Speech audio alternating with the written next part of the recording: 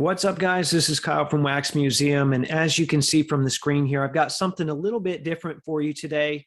I've got a tweet pulled up here from Panini that's talking about the release of 2021-2022 Prizm NBA basketball. And, I'll be honest here, this is a day that I look forward to, even though there are aspects of the product that frustrate me from time to time.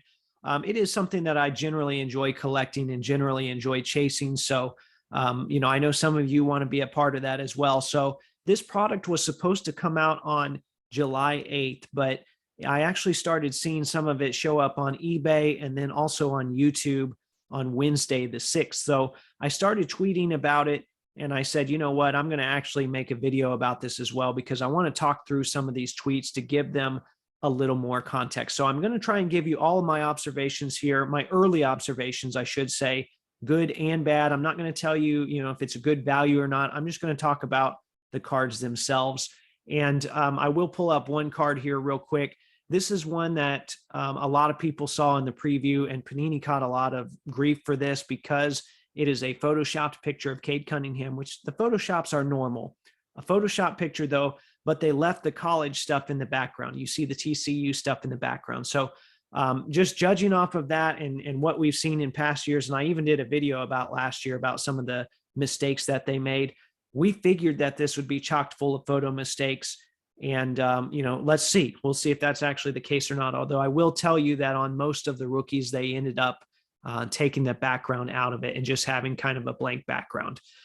So anyway, I just went through what I saw on eBay and on YouTube in order. So the first thing that I noticed in this sparkle lot here, it was an Evan Fournier card, and it's got him pictured for the Boston Celtics, but it's got the nameplate of the New York Knicks. Now, we just finished an NBA season where Evan Fournier played 80 games for the New York Knicks. In fact, he only played 16 games for the Celtics. So it was kind of strange that they had that photo from the year before, but he played 80 games for the Knicks and they still didn't have time, or they didn't bother, who knows what, to actually get a photo. So that already made me think they must be printing this product really, really early.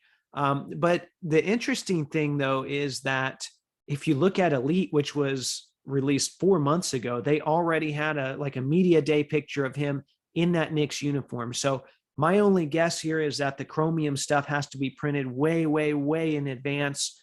Either that, or, we do have a lame duck manufacturer here that just doesn't care. But the fact that they did it for one product and not the other tells me that it's probably a chromium thing. And then some of the other things that I saw as I went on made me think that indeed might be the case. So I'm going to keep going here. We see Wang Zizi here, which is a player that a lot of you might not recognize. He was the first Chinese player in the NBA. Some of his stuff he was in the early 2000s. Some of his stuff sells for really good money. I was kind of surprised that Panini added him into the product, but that's a nice little chase and maybe something that, some people could become a hit where a lot of people wouldn't realize it's a hit. If you get an auto, you might want to, don't put it in your dollar box. That's actually a very expensive auto. So just keep that in mind. I was surprised to see him in the product. So who knows how big the checklist is if we've got him in there. The next thing then that I saw was an insert set called 75 Years of the NBA. And so, I expected some 75th anniversary stuff, and we saw that it was listed on the sell sheet. The only thing is, number one, why is there an optic insert in Prizm?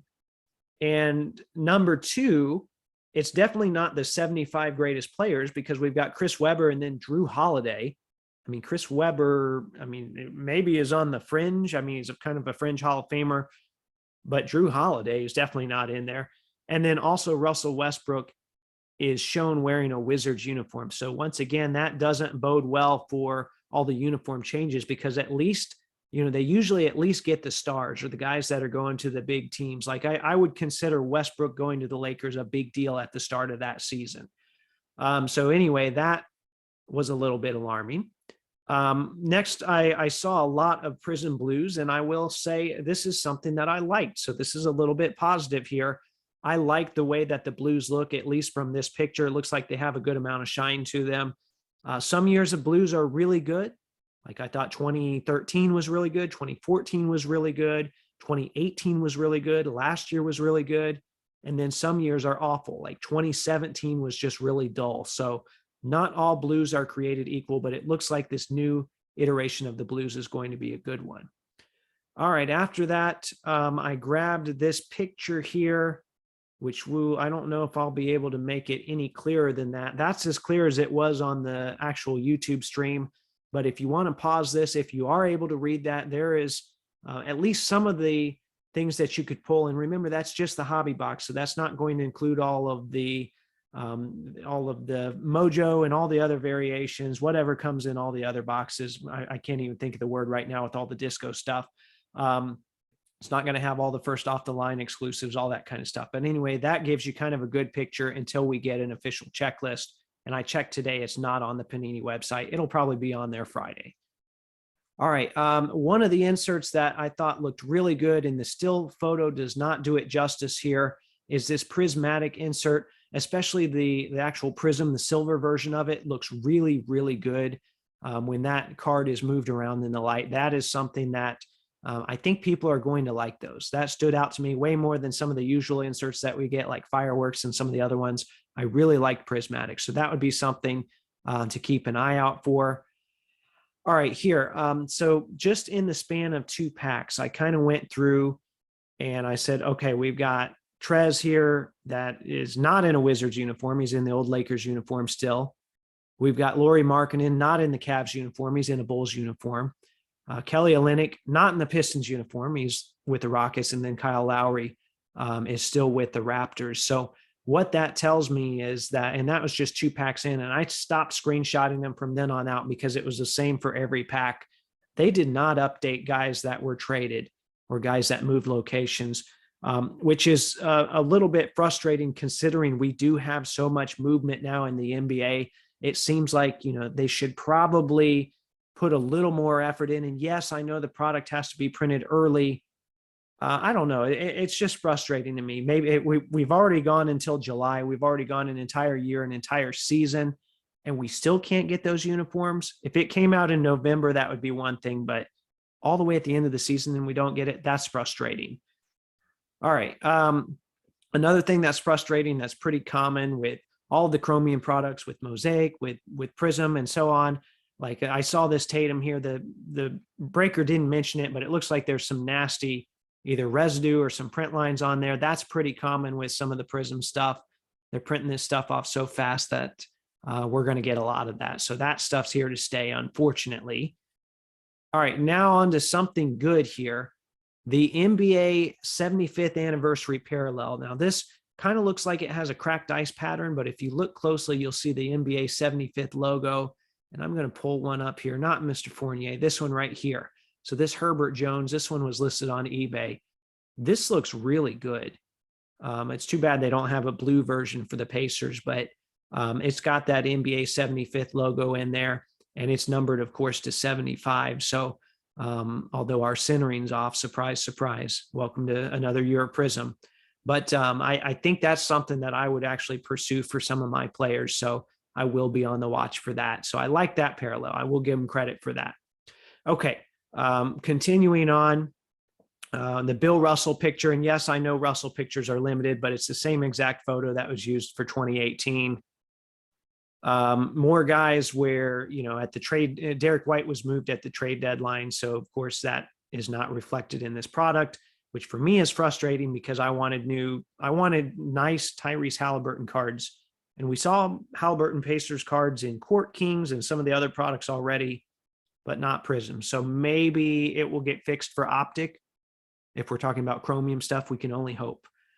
All right, now, most of the rookies that I've seen were photoshopped from college stuff, and in some cases, even high school stuff. And I'll show you that in a little bit here. Somehow Austin Reeves got a real picture from Summer League. No Photoshop on that one. I went on Getty and I found it. So that's cool. No issue with that. In fact, I applaud Panini for that. Good job, Panini. Here's where things go downhill. So people were asking me when they saw that one, okay, well, are the rest of them Photoshopped? Yes, a lot of them are. Take a look at this Scotty Barnes picture here. So we've seen this on a card already.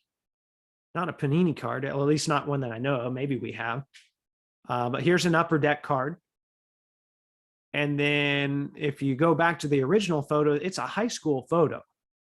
So whoever took that photo, they're getting some serious run on that. Hopefully some good royalties for it being used so many times by different manufacturers. But yeah, these are old pictures. Sorry. All right. Another thing that I noticed in here, we had some all-star cards in addition to the regular base cards. I know an eBay seller that I messaged earlier referred to it as an SP. It's hard to tell right now, so I would just take that with a grain of salt. But reminds me a little bit of 2015 Prizm, where I remember we had some all-star stuff in there as well. I love the picture on the Giannis base card. He's got his finals trophy there and his finals MVP. A very cool card there. Here's another one. I just happened to find this one because it was my Pacers rookie, Chris Duarte. But yeah, that's a Photoshop from his Oregon days. And then someone asked me as I was going through all this stuff, hey, have you found pictures of the LeBron card yet? So here is the regular base card, which that's a pretty cool pose. I like that. And normally they do well with LeBron. You know, they go out of their way to get LeBron right, and as they should. And then here's the all-star insert, or all-star, I'm sorry, it's not really an insert. Oops, I'm getting blocked out of Twitter here now because I didn't log in. It's not really an insert, but it's more just Team LeBron. Okay. Now, one other thing that someone tweeted at me that I think deserves mention here. Here is an Anthony Edwards insert, a fearless insert. And it's the first major photo error that I've seen, or card error that I've seen, which, you know, the other stuff's, they're not really errors. It's just they hadn't really changed anything yet. But last year, remember, we got pictures of the wrong players on cards that didn't match their names. It was just a mess. Well, here we go. We've got an Anthony Edwards insert with that rookie card logo. So I'm sure that's going to cause confusion down the road with newer collectors because, hey, you trust that rookie logo. For all we know, Anthony Edwards is going to be a rookie for a very long time. It's already been a long time.